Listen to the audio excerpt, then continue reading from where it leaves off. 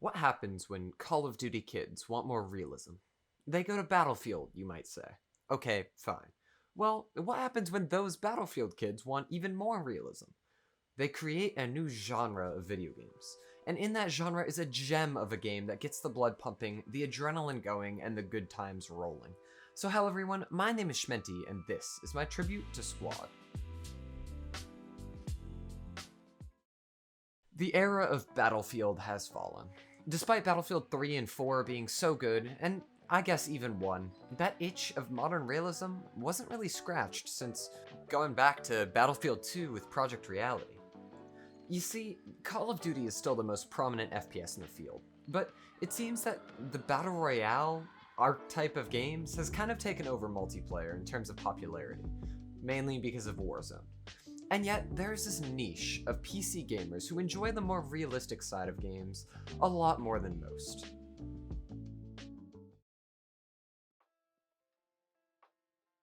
Milsim. Military simulation. Whether you're talking about airsoft or you're talking about video games, this is a massive part of both cultures.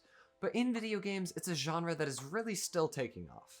There's probably 3 massive names here: Escape from Tarkov, Arma 3, and Squad. Tarkov is a much different game from the other 2, and it's way too detailed for me to talk about here, but if you want me to talk about it in the future, let me know in the comments. If Squad was a MacBook, Arma 3 would be an IBM supercomputer in terms of complexity. What I mean by that is that Arma 3 can be just as fun as Squad, and you can still have some crazy operations, don't get me wrong. But to get those fun times, you need hours of planning, mods, and custom maps, the whole spiel. You see, Operator Drewski, one of the largest YouTubers in this genre of video games, goes in depth about this in his 2019 review of Squad. The link's in the description if you want to go check it out. It's an amazing video. Squad is a very different approach to Milsim. Instead of hours of planning, you just go right into these large-scale skirmishes on a variety of maps. Think of Project Reality from Battlefield 2, just remastered. The US and the Russians are the main two, but there's a few more armies thrown into the mix, such as Insurgents, Canada, and the UK, and plenty more on the way, such as the Marine Corps. But how good does Squad do at accomplishing this goal, this idea that you can have Milsim while also not needing the planning? I still remember it to this day.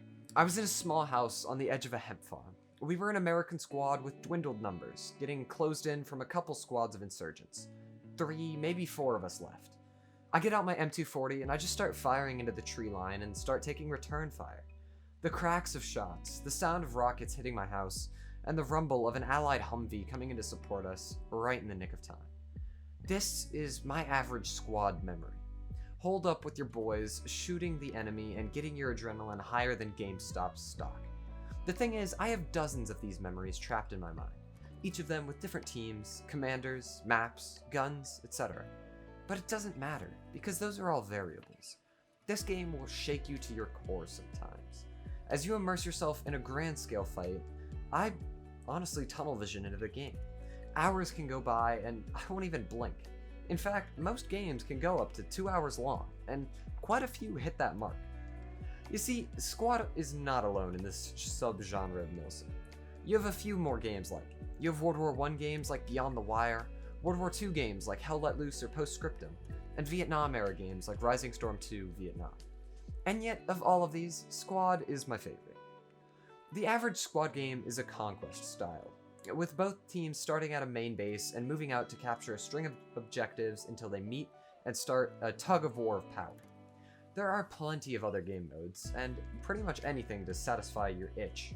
This is just the one that I seem to get the most, and honestly the one that I have the most fun with. Each team has a certain amount of tickets, and you lose one whenever you respawn, but you can gain some back by doing certain things, like taking another objective. The goal is to capture all the objectives and push the enemy back to their main base, just to deplete their tickets even faster, or just in general, deplete their tickets. This is where the game lies. It's a simple premise, but there is so much to do and so much replayability. Don't get me wrong, not every squad scenario is realistic like the first one. I have had my friend make a truck do a 360 flip and land it. I've had a helicopter have its pilot get banned mid-flight and nosedive into the ground. And I've had countless knife fights with my own teammates. But each of these scenarios has one thing in common. They're incredibly fun. Keep in mind, I have less than 50 hours in this game, and yet I have dozens of these memories because I get multiple each time I play. It's truly a fantastic event to be a part of, and something you've really got to just experience yourself to truly understand. If I haven't made it clear yet, Squad is a multiplayer game. Your teammates are not AI, and your enemies are not AI. They're real people wasting their life just like you and I. And even if they suck sometimes, they're some of the coolest people you'll meet. There are so many memories I've made with completely random people, but when you and them are piled into a one-bedroom shack in Afghanistan, it doesn't matter who you're with. Charging up a hill with a 9-man squad is an experience like no other, and it's really one of the most underrated feelings I've ever had about a video game. Another massive part about the multiplayer is the VoIP. That's Voice over Internet Protocol. This is how you talk to your team. And there's two main types in Squad. There's local chat, where your voice extends about 25 meters away from your main character. And then there's squad chat. This is where you press B, hear the radio crackle, and talk to your squad. That's all you need. You don't even need to be in Discord to enjoy this game. If you want a more realistic experience, actually, just using the VoIP is how you get it.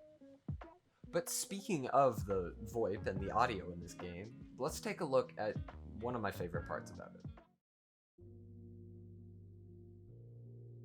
The sound design of Squad is probably my favorite sound design in any video game to date.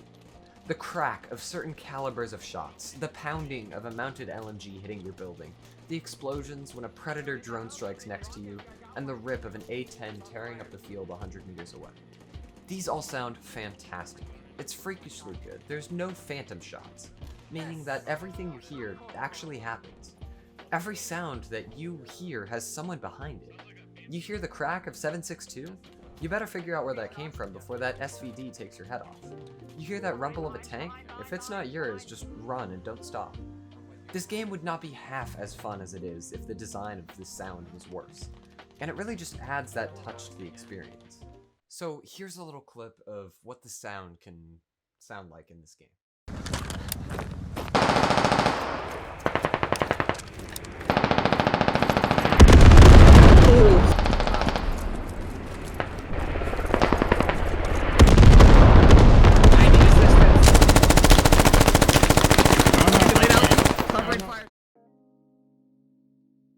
The visuals of Squad are magnificent, and I'm not just talking about the graphics. There's another super important factor that's often overlooked in Milsim games, and that's the render distance. In video games, things only render a certain distance around you, and in something like Arma 3, that distance is not very far. And the biggest thing is grass. Grass in Arma 3 makes it so that if someone is 15 meters away from you in the grass, they're harder to see than someone that's 150 meters away from you because there is no grass over there. But Squad is a different story. Squad's grass render distance is probably the best out of any video game. In real life, it's impossible to see someone in grass at a long range, so why should we be able to do it in these video games? In something like Tarkov or even PUBG, you can never be safe in grass because that setting can be turned down, and honestly, it's an advantage. It's such a nice touch that Squad included, and it really solidified this game's place in my heart. A big complaint that a lot of players have is how difficult it is to distinguish your enemies from friendlies at range. And yes, this can be a problem, I won't lie. But it just makes you check your map to see where your team is, and makes the game more realistic because you're forced to make sure you're not going to dome your friend.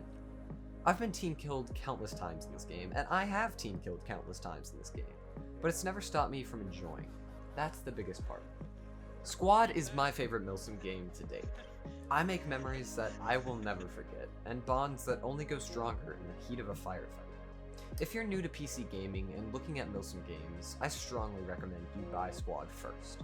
Try to get some friends to play with you, and I promise the memories you'll make will be unmatched.